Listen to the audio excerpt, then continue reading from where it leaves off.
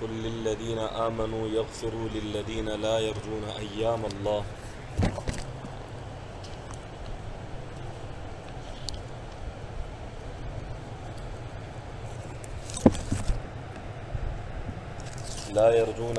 اللہ لیجزی قوم بما كانوا یکسبون من عمل صالحا فلنفسه ومن اساء فعليها ثم الى ربكم ترجعون وَلَقَدْ آتَيْنَا بَنِي إِسْرَائِيلَ الْكِتَابَ وَالْحُكْمَ وَالنُّبُوَّةَ وَرَزَقْنَاهُمْ مِنَ الطَّيِّبَاتِ وَفَضَّلْنَاهُمْ عَلَى الْعَالَمِينَ وَآتَيْنَاهُمْ بَيِّنَاتٍ مِنَ الْأَمْرِ فَمَا اخْتَلَفُوا إِلَّا مِنْ بَعْدِ مَا جَاءَهُمُ الْعِلْمُ بَغْيًا بَيْنَهُمْ إِنَّ رَبَّكَ يَقْضِي بَيْنَهُمْ يَوْمَ الْقِيَامَةِ فِيمَا كَانُوا فِيهِ يَخْتَلِفُونَ ثُمَّ جَعَلْنَاكَ عَلَى شَرِيعَةٍ مِنَ الْأَمْرِ فَاتَّبِعْهَا ولا تتبع أهواء الذين لا يعلمون إنهم لن يغنوا عنك من الله شيئا وإن الظالمين بعضهم أولياء بعض والله ولي المتقين هذا بصائر للناس وهدى ورحمة لقوم يوقنون أم حسب الذين اجترحوا السيئات أن نجعلهم كالذين آمنوا وعملوا الصالحات سواء محياهم ومماتهم ساء ما يحكمون صدق اللہ العظیم رب اشرح لي صدری ویسر لي امری واحلل عقدۃ من لسانی یفقهوا قولی اللہم الہمنا رشدنا واعذنا من شرور انفسنا۔ اس سورت کا نام سورۃ الجاثیہ ہے، اور جاثیہ کہتے ہیں گھٹنوں کے بل گر جانا۔ قیامت کی ہولناکی اس سورت کا ایک مضمون اور موضوع ہے۔ تو یہاں پر اللہ تعالیٰ نے اس سورت کا جو ایک اہم چیز کہ کل قیامت کی ہولناکی کو دیکھ کر تمام گروہ امتیں سب قیامت کی ہولناکی کو دیکھتے ہوئے گھٹنوں کے بل گر جائیں گے، تو اسی ایک اہم اشارے کو قرآن مجید کی سورت کا نام قرار دیا گیا۔ جاثیہ، گھٹنوں کے بل گر جانا، ہولناکی کو دیکھتے ہوئے۔ دوسرا اس سورت کا جو مضمون قیامت کی ہولناکیاں بیان کرنے کے ساتھ ساتھ وہ یہ ہے کہ نبی کریم صلی اللہ علیہ وسلم کو اللہ تعالیٰ نے ایک شریعت الگ سے عطا فرمائی ہے، اور چونکہ اللہ تعالیٰ ہی ہر نبی کو شریعت دیتے رہے ہیں تو یہ کوئی اتنی عجیب بات نہیں ہے۔ اور تیسری چیز جو اس صورت کا مضمون اور موضوع ہے وہ اللہ تعالیٰ کی نشانیاں، قدرت، اللہ تعالیٰ کا بنایا گیا یہ پورا جہان، اس کی طرف اللہ تعالیٰ نے بارہا اس صورت کے اندر اشارہ کیا ہے، یہ فرما کر کہ میں نے زمین و آسمان کو پیدا کیا، میں نے سمندروں کو بنایا، میں نے اللہ رب العزت نے اپنی ان تمام تخلیقات کی طرف اشارہ کیا، جیسے کہ پچھلے درس میں آیا وَسَخَّرَ لَكُمُ الْبَحْرَ اللَّهُ الَّذِي سَخَّرَ لَكُمُ الْبَحْرَ لِتَجْرِيَ الْفُلْكُ فِيهِ بِأَمْرِهِ کہ اللہ تعالیٰ نے تمہارے لیے سمندر کو مسخر کر دیا، اس کے اندر کشتیاں چلتی ہیں، وَلِتَبْتَغُوا مِنْ فَضْلِهِ اور تم اس میں اللہ کا فضل تلاش کرتے ہو، وَلَعَلَّكُمْ تَشْكُرُونَ شاید کہ تم اللہ کا شکر ادا کرنے والے بن جاؤ۔ سمندروں کا مسخر ہونا، اس کے اندر اللہ کے فضل کا تلاش کرنا، اور ایک ملک سے دوسرے ملک سفر کرنا،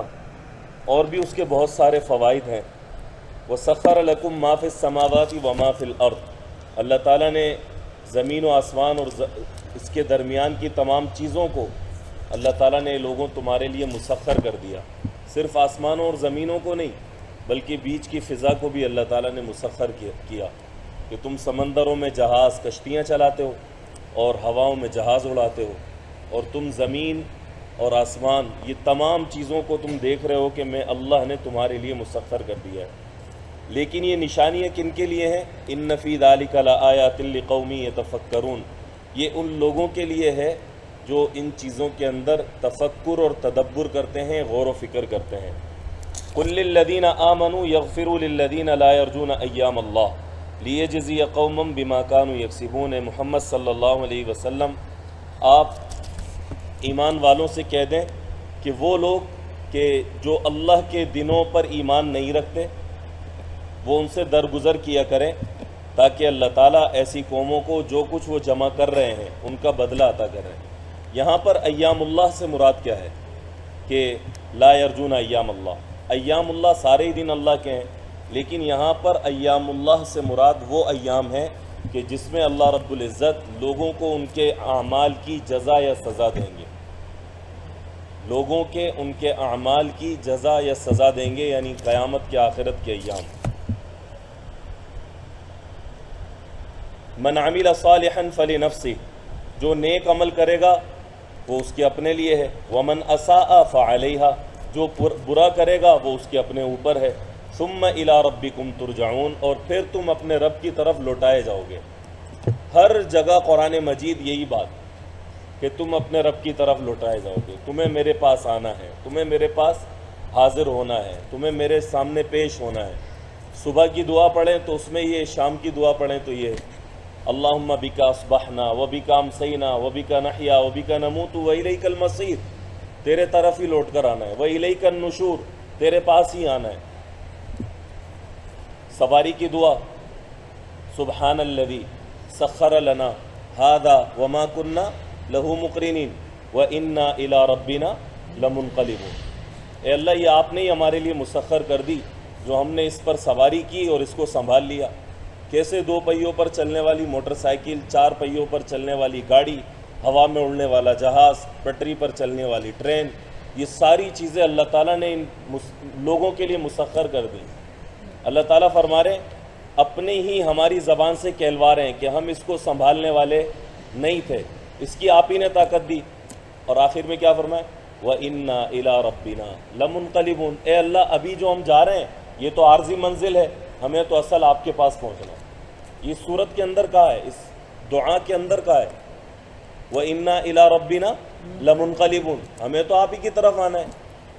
اے رب ہمیں تو آپ کے پاس پیش ہونا ہے۔ یہ جس جگہ ابھی میں جا رہا ہوں، یہاں سے اڑ کر لاہور جا رہا ہوں، لاہور سے اڑ کر لندن جا رہا ہوں، لندن سے اڑ کر دوسرے ملک جا رہا ہوں، یا کراچی سے دوسرے شہر جا رہا ہوں، یہ تو عارضی ٹھکانے، عارضی منزل ہے۔ اصل منزل اے میرے اللہ کیا ہے؟ آپ کے پاس ہے۔ وَإِنَّا إِلَىٰ رَبِّنَا، اور بعض دفعہ تو انسان اپنی اس عارضی منزل سے پہلے ہی اصل منزل پہ پہنچ جاتا ہے۔ جاتے جاتے کوئی حادثہ ہوا اور یہ گھر پہنچنا تھا کہیں اور پہنچ گیا، اصل منزل کی طرف چلے گئے۔ من عمل صالحا فلنفسہ، جو نیک عمل کرے گا وہ اس کے لیے، ومن اساء فعلیہا، جو برا کرے گا وہ اس کے اوپر، ثم الی ربکم ترجعون، تم سب کو اللہ کے سامنے لوٹنا ہے۔ وَلَقَدْ آتَيْنَا بَنِي إِسْرَائِيلَ الْكِتَابَ وَالْحُكْمَ وَالنُّبُوَّةَ، بنی اسرائیل کو ہم نے بڑی عزتیں دی، کتاب دی، حکمرانی دی، نبوتیں دیں، اور ان کو ہم نے بڑے پاکیزہ کھانے دیے، من و سلوہ دیے۔ من و سلوہ کے اندر تیتر، بٹیر اور یہ انجیریں اللہ نے ان کو کھلائیں۔ تو وہ ایسے لوگ کہ وہ کہنے لگے کہ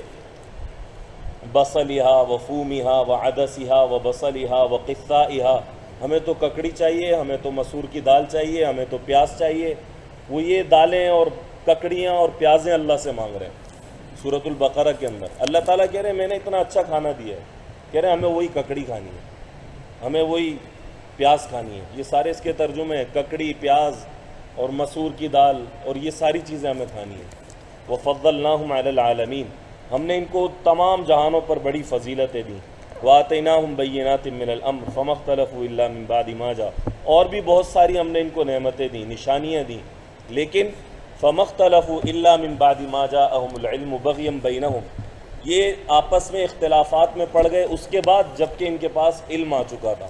تو ایک نے دوسرے سے اختلاف کیا، اور اس اختلاف کی وجہ سے اصل چیز جو اللہ نے انہیں دی تھی وہ اس کے اندر اختلاف میں پڑ گئے، اور پھر اللہ تعالیٰ نے ان کو ان ربک یقضی بینہم یوم القیامہ، ان کے درمیان دنیا میں بھی فیصلہ ہوا ہے، کل قیامت کے دن بھی ہوگا، فیما کانوا فیہ یختلفون، جس چیزوں میں اختلاف رکھتے تھے۔ ثم جعلناک علی شریعۃ من الامر، اے محمد صلی اللہ علیہ وسلم ہم نے آپ کو ایک الگ شریعت دی ہے، فاتبعھا، آپ اسی کی اتباع کریں، ولا تتبع اہواء الذین لا یعلمون، اور آپ ان کی کوئی بات نہ سنیں جو کچھ نہیں جانتے۔ انہم لن یغنوا عنک من اللہ شیئا وان الظالمین بعضهم اولیاء بعض واللہ ولی المتقین، یہ آپ کو کسی چیز میں بھی پریشان نہیں کر سکتے، اور ظالم لوگ آپس میں ایک دوسرے کے دوست ہیں، اور اللہ تعالیٰ تو متقی لوگوں کا دوست ہے۔ ظالم لوگ، کافر لوگ آپس میں ایک دوسرے کے دوست ہیں، واللہ ولی المتقین، اللہ تعالیٰ تو متقی پرہیزگار لوگوں کا دوست ہے۔ ھذا بصائر للناس وہدی ورحمۃ لقوم یوقنون۔ یہ قرآن مجید بڑی بہترین بصیرت والی کتاب ہے، لوگوں کے لیے ہدایت کا سامان ہے، رحمت کی کتاب ہے، لقوم یوقنون، ان لوگوں کے لیے جو اس پر یقین رکھتے ہیں، جو اس کو مانتے ہیں۔ ام حسب الذین اجترحوا السیئات، اور وہ لوگ جو گناہ کو کما رہے ہیں، گناہ والے کام کر رہے ہیں، گناہوں کو سمیٹ رہے ہیں، ان نجعلہم کالذین آمنوا وعملوا الصالحات، وہ یہ سوچتے ہیں کہ کیا ہم ان برے لوگوں کو نیکوں جیسا بنا دیں جنہوں نے نیک اعمال کیے ہیں، سواء محیاہم ومماتہم، کہ ان کا مرنا اور جینا برابر ہو جائے، ساء ما یحکمون، بڑا برا فیصلہ ہے جو یہ لوگ کرتے ہیں۔ ایسا نہیں ہو سکتا کہ نیکوکار لوگ اور بد لوگ یہ کیا ہو جائیں،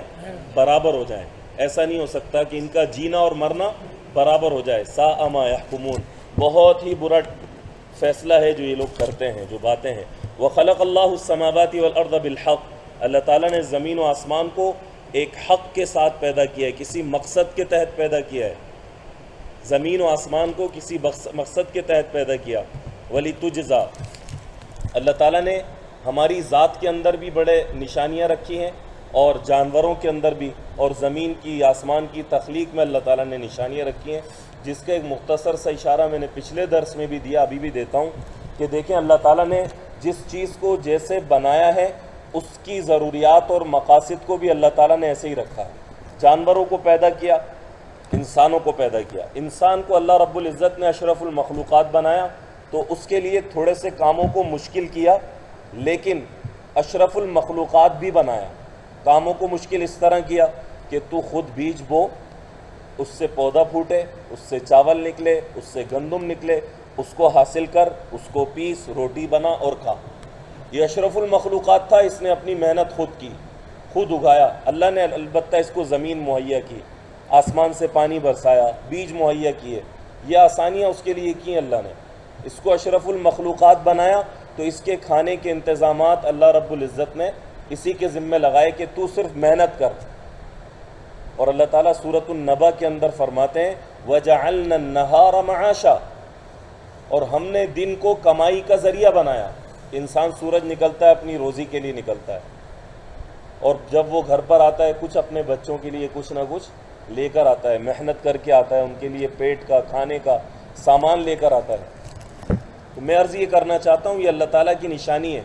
کہ اشرف المخلوقات بنایا، اس کے کھانے پینے کے انتظامات ایسے کیے کہ جس میں انسان کو کوشش کرنا پڑتی ہے۔ لیکن جو جانور ہیں، اللہ تعالیٰ نے جانوروں کا چارہ کیسا بنایا کہ نہ ان کو کاٹنے کی ضرورت، نہ ان کو پکانے کی ضرورت، نہ ان کو اگانے کی ضرورت، یہ تو چوپائے ہیں، چار پائے ہیں ان کے، یہ تو چلتے ہیں اور چرتے ہیں۔ تو یہ اللہ تعالیٰ کی نشانیاں ہیں، انسان کو اس کو سوچنا چاہیے کہ ہم اپنی خوراک پکا کر کھاتے ہیں، وہ بیچارے پکا نہیں سکتے تھے تو اللہ نے ان کا انتظام ان کے حساب سے کیا۔ یہ چیزیں سوچ کر انسان اللہ تعالیٰ کی تخلیقات کو دیکھ کر انسان اس پر عش کرتا ہے کہ واقعی کسی مقصد کے تحت اس دنیا کو بنایا گیا، اور ان تمام چیزوں کو ہم سب کے لیے مسخر کر دیا، اس کا دودھ دے دیا، اس کا گوشت دے دیا۔ وَخَلَقَ اللَّهُ السَّمَاوَاتِ وَالْأَرْضَ بِالْحَقِّ، اللہ تعالیٰ نے زمین و آسمان کو ایک خاص مقصد کے تحت پیدا کیا ہے۔ وَلِتُجْزَى كُلُّ نَفْسٍ بِمَا كَسَبَتْ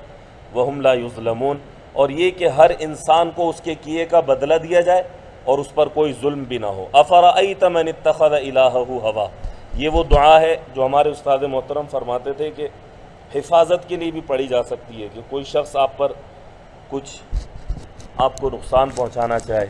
جسمانی یا مالی، اگر یہ دعا پڑھی جائے تو اللہ تعالیٰ اس کی حفاظت فرماتے ہیں۔ أَفَرَأَيْتَ مَنِ اتَّخَذَ إِلَٰهَهُ هَوَاهُ، اس کا ترجمہ آپ سنیں گے تو سمجھ آ جائے گا کہ واقعی یہ اس سے حفاظت کا سامان بن سکتی ہے۔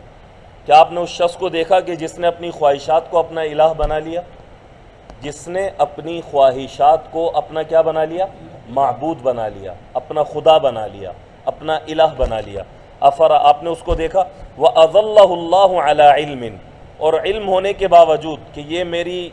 غلط سوچیں ہیں، میرے غلط نظریات ہیں، میں غلط کام کی طرف جا رہا ہوں۔ آپ جب کسی مجرم کو پکڑ کر اسے تھوڑا جھنجھوڑتے ہیں تو وہ بھی کہتا ہے ہاں صاحب میں نے کیا کیا، غلط کیا، میں نے غلط کیا، یہ اس کو پتہ ہے۔ وَأَضَلَّهُ اللَّهُ عَلَىٰ عِلْمٍ، باوجود علم ہونے کے اللہ نے اس کو گمراہ کیا۔ وَخَتَمَ عَلَىٰ سَمْعِهِ، اس کو روکنے والے نے روکا، اس کے کان میں بات پڑی، اس نے سنا نہیں۔ وعلی قلبہ، اس کے دل نے بھی کہا کہ غلط کر رہے ہو، لیکن اس کے دل پہ بھی مہر لگ گئی، وجعل علی بصرہ غشاوہ، اور اس کی آنکھوں کے سامنے اندھیرا آ گیا، بس یہ وہ کام کر رہا ہے، کس وجہ سے کہ اس نے اپنی خواہشات کو کیا بنا لیا؟ معبود بنا لیا۔ فمن یہدیہ من بعد اللہ، اب اس کو اللہ کے بعد کون ہدایت دے سکتا ہے؟ اللہ کے علاوہ اس کو اب کوئی ہدایت نہیں دے سکتا، کیوں؟ کیونکہ اس کی سمع پر، اس کے قلب پر، اس کی بصر پر، اس کی آنکھ، اس کے دل، اس کے کانوں پر مہر لگ چکی ہے اور یہ گمراہ ہو چکا ہے، تو لہٰذا یہ اپنی خواہشات میں لگا ہوا ہے۔ فمن یہدیہ من بعد اللہ، اب اللہ کے بعد اسے کون ہے جو ہدایت دے سکتا ہے؟ افلا تذکرون، تو اے لوگوں کیا تم سوچتے نہیں؟ وقالوا ما هي الا حیاتنا الدنیا، یہ دیکھیں وہی عقیدہ آ گیا،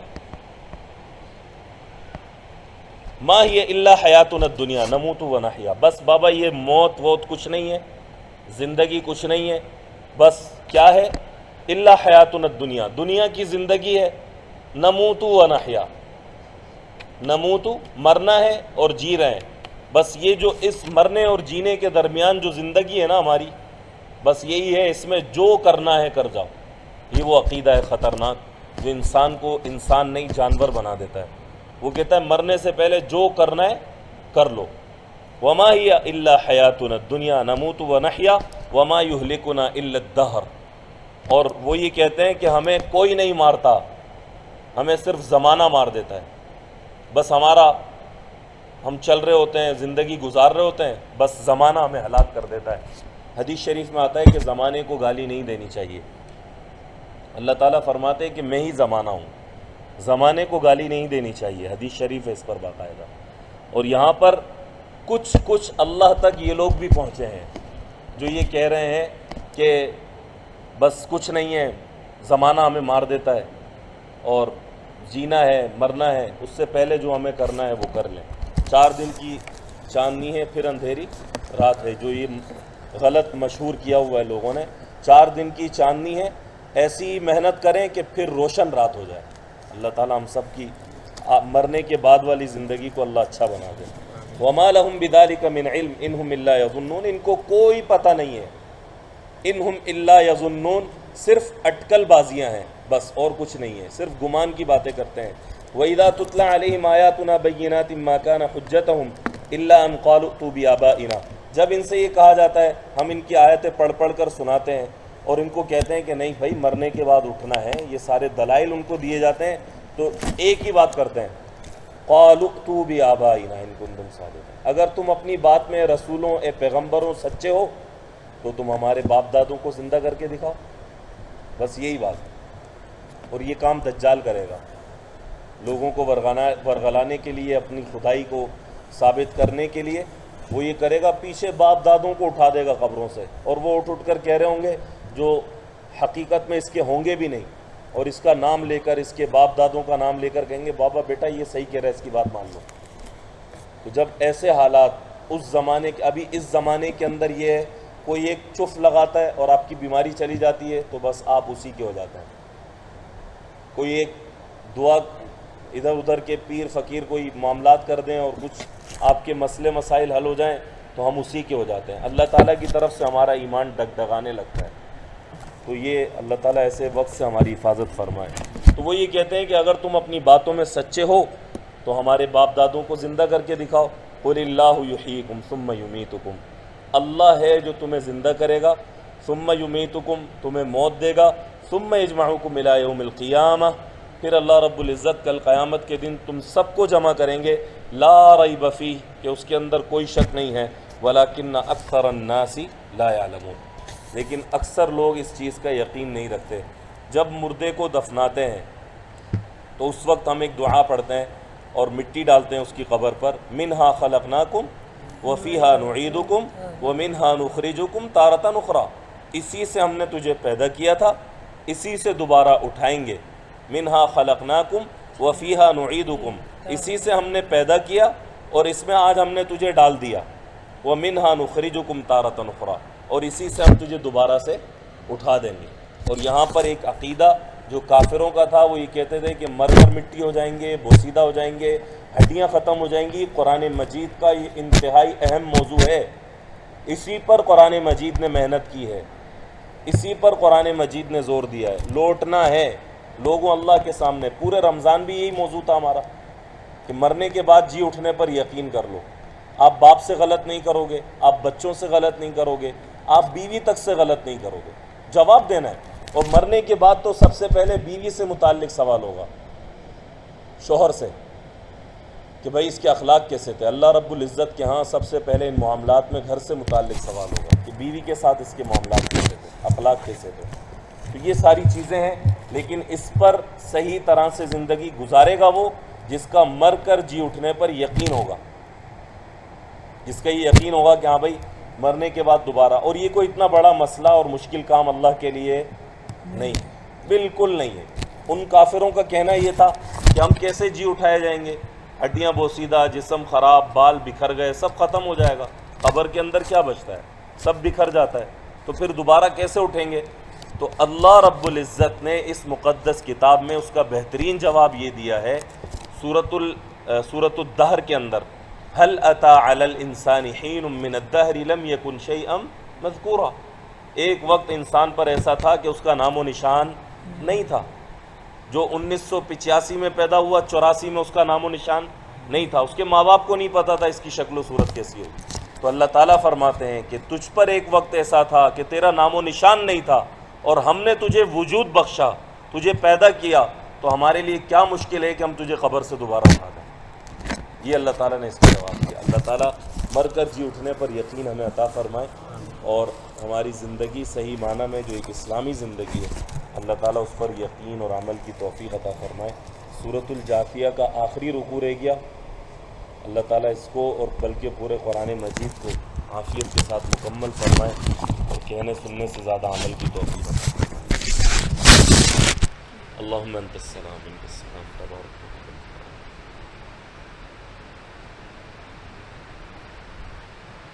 رضینا باللہ ربا وبالاسلام دینا وبمحمد صلی اللہ علیہ وسلم نبیا، آمین برحمتک یا ارحم۔